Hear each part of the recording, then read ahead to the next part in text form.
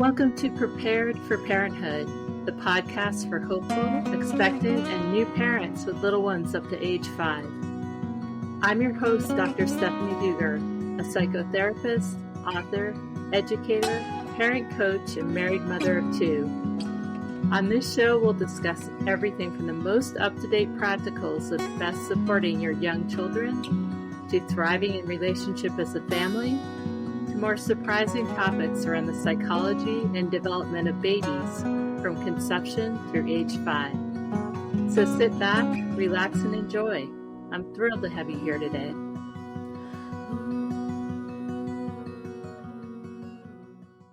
Hi there, and welcome back to Prepared for Parenthood. I'm here today with John Chamberlain, who for the past 5 decades has engaged, connected, and managed community groups and businesses with his leadership and strategic thinking. A serial entrepreneur since his youth, he currently advises early-stage enterprises on formation and how to grow and to scale the mass market companies. And John also happens to be the son of Dr. David Chamberlain, who is one of the founding fathers of pre- and perinatal psychology and health. And John himself has been on the board at the Association for Prenatal and Perinatal Psychology and Health. He has also been the CFO of APPPAH, and he's currently on the advisory council. So welcome, John. So happy to have you here today. And we're inviting John because he's got some really interesting stories about his older childhood growing up with his dad and his own role in the pre- and perinatal psychology and health field. So I'm so excited to speak with you today, John. Welcome. Thank you so much for having me, Stephanie. It's a delight to be here. And I'm a huge fan of your work. So I'm really glad to be a part of your work. Thank you so much. So can you share a little bit about how your dad sort of stumbled into finding birth psychology and your role in that experience? Oh, sure. Maybe not very well known, the role that family members might play. And my dad was first and foremost a preacher by training. He had a Master of Divinity and then a PhD in pastoral counseling. And during those early years, he was a counselor to preachers and their families, whether the preachers were women or men. And it grew into a kind of a national role for the Methodist Church, where he was trained and was a preacher. And as a private counselor over the next 10 years or so, at one point we were living in San Diego, and he was doing a lot of work with the Navy. And folks in the Navy come on shore for a short period of time, maybe 5 or 6 weeks, or even shorter than that. And then they need to go back out to sea. And that's just the nature of deployments. And so he was looking for a way to help people who had anxieties as adults work through those anxieties, a more compressed time frame in counseling. No longer were we talking about Woody Allen type 10 years or 20 years of being associated with your therapist. And he wanted to heal people. And that was his original goal when he came out of university.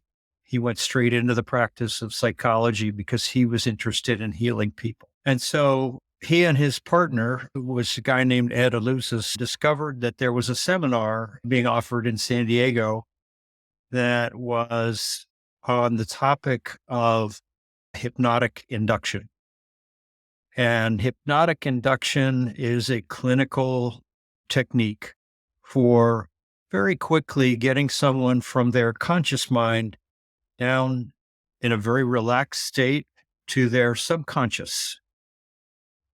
And when you have access to the subconscious, apparently, that's where your memories are stored, and that's where trauma can be stored. And so he found that people would get immediately in touch with whatever the anxiety was that was causing them to have concerns in their day-to-day life. So that's how he got trained as a clinical practitioner of hypnotic induction therapy. And people began coming to him because he was able to heal them quickly. And at the time, I was a 17-year-old learning to type. In my high school curriculum, one of the courses I signed up for was typing because I was kind of shy person. And the typing class was filled with girls, honestly. And I thought, well, this is a great way to meet people without having to actually meet them. Uh, and so I would come home needing to do typing assignments, and Dad was kind enough to confidentially share with me the cassette tapes that were coming from his sessions with his clients. And I would put on my headphones and type away the transcript of the sessions. And then around dinner time, I would bring them to the table and we would discuss my typing skills, whether I did a good job. And then sometimes I would be able to ask him about the content of these sessions. Well, then this went along for quite a while. And then one day I typed a transcript and I brought it to dinner and I was sat with Dad and I said, I don't know how to say this, but this person is telling the story of her birth. How is that possible? Exactly. How Yeah, is that possible? is that possible? And he shook his head because clearly he'd been in the session with her and he was skeptical himself that this was possible. And he said, well, modern psychology says that if it isn't cognitive or it isn't behavioral, it isn't psychology. And for someone to know these things before they're born or while they're being born requires a level of consciousness at birth or even before birth so that the person could be aware that they were having these experiences. And I'd had enough psychology around the dinner table by that point in my life that I pretty much knew that psychology was behavioral or it was cognitive, and that was it. He said this requires a level of consciousness before birth that we don't have proof about that. People won't believe this is possible. And so I said, well, if it's real and she really reported that, how could you prove it? That these memories that she's retrieving are reliable. And that led to shortening the story a little bit here, but he put an ad in the San Diego paper and he was trying to get parent-child pairs who had never discussed their birth to go through this same hypnotic induction technique, the same technique for every set of parent and child. And the idea was to simply ask them, what did they remember from their birth? What happened? What time of day it was? Things that could be verified by looking at the birth record or by interviewing another parent who was present at the birth, but not involved with the birth, or a twin, for example. And he received quite a bit of response to this ad. And that was exciting. And then in the end, there were a dozen or so pairs of parent-child groups that signed up. And he conducted the research very rigorously and recorded every session. And I got to type things because I was part of all of that. And this was over a couple of years that it took to accumulate from about my age, 17 to 20, in that time frame. And he published a book called The Mind of Your Newborn. Originally, it was called Your Baby Remembers Birth. And that was his very first book. That was any consequence around this subject. There were a couple of papers that he presented before then, which I think you could probably annotate to this recording, but they were presented to the American or North American Society of Hypnotism or hypnoanalysis, I think is where it was. And those were well accepted because he was using their techniques that were already proven and getting really consistent results. And he accumulated enough evidence that it led him to realize that he needed to now comment on what have we learned over the last 25 or 30 years about, and this is in the late 1970s, what have we learned about the empirical capacity of babies at birth and before birth, that they could possibly have the brain nerve mind connection, and turned out is really a gigantic amount of information that was being accumulated around this topic. And just to understand how prepared babies were as humans before birth and immediately following birth in terms of their capacities. And back in that time frame, some things were happening with babies that we couldn't imagine now, right? Like babies were having surgery without anesthesia because they were thought that they didn't feel pain, they couldn't remember it, right? Things that were pretty intense by today's standards. Yeah. And so this work was exceptionally important in terms of informing the public and also doctors and other people who are working with babies about their capacities and abilities. And yes, they can actually feel pain. They can remember things prior to their birth and during the birth. And we need to treat them with respect. Right. Yeah. With sensitivities. And Mm. this was obviously, he was trying to help adults heal from some kind of trauma that occurred earlier in their life. And it wasn't a goal of his to extract a birth memory in a counseling session. That wasn't on the radar. It was to help people be healed of an adult anxiety. And then he discovered that unwittingly, I typed this very first one, and he began to look for this type of memory. I always felt that he was such an ethical researcher. And this had a profound influence on me in my life, was to always don't lead the witness, if you will. You want to ask, what do you see? What are you feeling now? How do you feel about that? How would you like to feel in the future?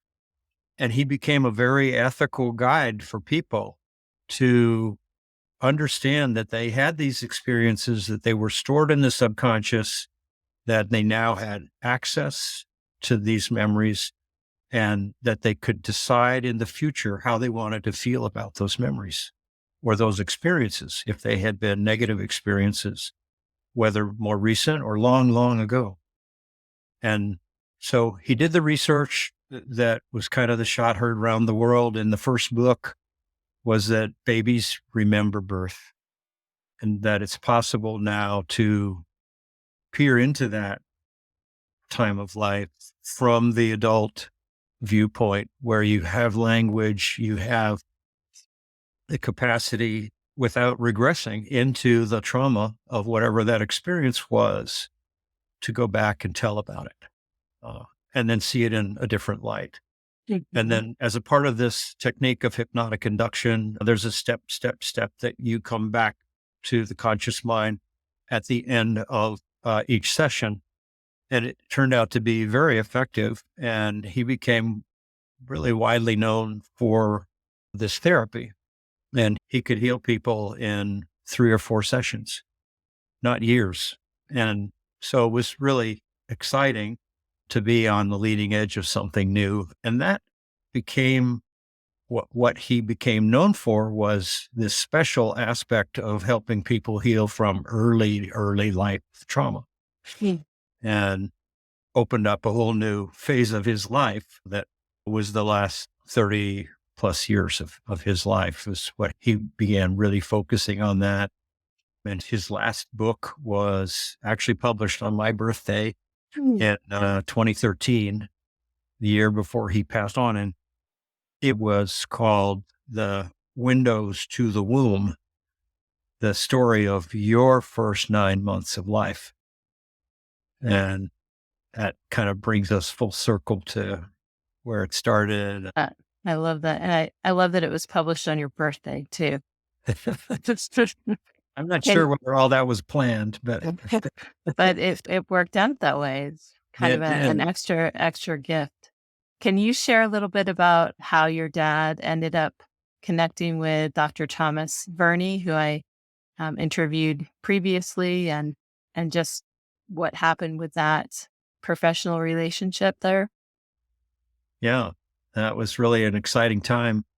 When you're a trailblazer, it's lonely. And both of them had experienced this not being accepted by their own professional societies because of the work that they were doing, the discoveries that they were making didn't fit with modern psychology. And Dr. Verney is a psychiatrist, an MD, and David was psychologist, non-MD, but practitioners in the same discipline. And David started getting radio. He created a press release for himself at one point about the first book, and he was good at that part of self-promotion, but he wanted people to get this message that there's this part of our lives that we need to be paying attention to, that before we didn't believe it was true or possible. And Freud was right about a lot of things, but he was wrong about babies. And it had a profound influence on how we treated babies for about 100 years, that it took us to correct that course, because now we saw babies as being sentient and well aware at and before birth, and that we needed to treat babies differently well before they acquire language. Was not a cognitive issue. And so Dad was getting a lot of press, and he was getting a lot of radio shows. And it was a guy in Canada, this Dr. Thomas Verney, who saw some of that, whether it showed up locally in a newspaper or there was some other. He became aware of David, and the two of them started to correspond. And Dr. Verney, I believe, had been invited to be on the Merv Griffin show. Probably dating myself, but the Merv Griffin show was a big talk show at the time. And it was filmed in LA, in Los Angeles. And David drove to Los Angeles, and Thomas flew in for the show. And as I recall, the two of them met in the green room backstage at the Merv Griffin show. And it was the first meeting, and they were so excited about what they were doing. And Dr. Verney followed through with the show. And then afterward, they went to dinner, and they just found that they had this wonderful professional connection and a great friendship. And they decided they wanted to write a paper together and submit it to the American Psychological Association, which, of course, they were both professionally members of the APA. And that paper was not accepted for publication or for presentation at the conference. And the reason given was that it was not in the confines of the cognitive or behavioral science that APA believed was the definition of modern psychology. And so they decided to present the paper to the Society of Hypnoanalysts. Then it was accepted, and they presented, and they were very encouraged by this new development, that they had a place where their ideas were accepted. And they came to the conclusion that if it was going to go anywhere, they needed to have their own professional society. And so they formed the Pre and Perinatal Association of North America. PANA was the very first organization. And then their first conference was in Toronto, and Thomas was the founder and president. And then they decided, they had quite a few people came to this. And I believe in Europe, ISPPM was already a thing, because one of their presentations of an early paper was to the 7th or 8th annual conference of ISPPM. So people in Europe were onto this idea that we needed to have pre and perinatal medicine, and that it was in very good alignment with pre and perinatal psychology and health. And so those organizations started attracting people to this new message.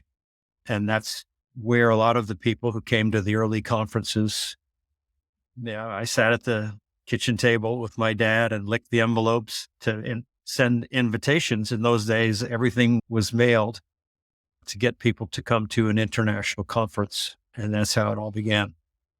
Amazing. And PANA is now APPA, the Association of Right. Prenatal and Perinatal Psychology and Health. And thanks in part to some of your guidance, it's still going strong, which is And really exciting. so glad for that. And Yeah. really something that we were always hopeful that somewhere out there would be an alignment between science and psychology. Medical science and psychology could somehow resolve these differences around how do we prove something that's just a memory it's a comment about an experience. And then the neuroscience discipline showed up in the realm of birth psychology. And as you've seen from the most recent conference in Denver, neuroscientists said, well, we've been seeing neural activity for a long time. We know this is possible. That's not a mystery, it's science. And so there was this excitement now of having validation coming from a hard science of neuroscience about what's happening in the brain and the ability of our human organisms to carry forward trauma from one generation to another, that this is possible at the cellular level. Well, all of that's connected. It's And so I think we're really on to a new phase of birth psychology, moving toward a mainstream science. And of course, the most important thing that comes from all of that is that we respect babies. We treat them differently. The beginning of life really matters a lot. We know that. Yeah. And so beautiful that it comes back to babies, these new beings that are coming onto the planet and kind of moving things forward. And so in that energy, what's your hope for the future of birth psychology and what we can do? Yeah, it's exciting. Um, I think we need to have more people know about this. So we still need better communications about what we've learned, how far we've come in just 40 years, how much we know.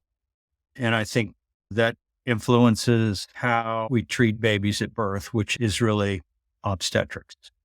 And our concept of birth needs to change because we need to treat these humans differently. They're so precious. And we need to embrace that and change the environment in which mothers give birth. And so I think that's really fundamental to what the future holds. And I think what David believed was that this new information would influence how the sperm meets the egg. That at the very beginning of life, what we've learned is going to matter. And it will change how the next human embryo comes forward. Yeah, I love that. that's exciting. It is. Well, thank you so much, John, for joining me here today. So excited to have you on and for sharing your experience with No, the whole process of birth psychology and your involvement in it. So thank you yeah, for being here. what a great journey. And thank you for being a leader in this area. Thanks, John. Yep. Thank you so much for listening to the Prepared for Parenthood podcast today. I hope you found this episode educational, informational, and conversational, and that you'll join me again for another episode soon. If you enjoyed listening to today's podcast, I'd very much appreciate if you would rate, review, and subscribe. If you're interested in more information related to today's podcast, or are looking for parent coaching or courses, you can find my information in the show notes or online at preparedforparenthood.com.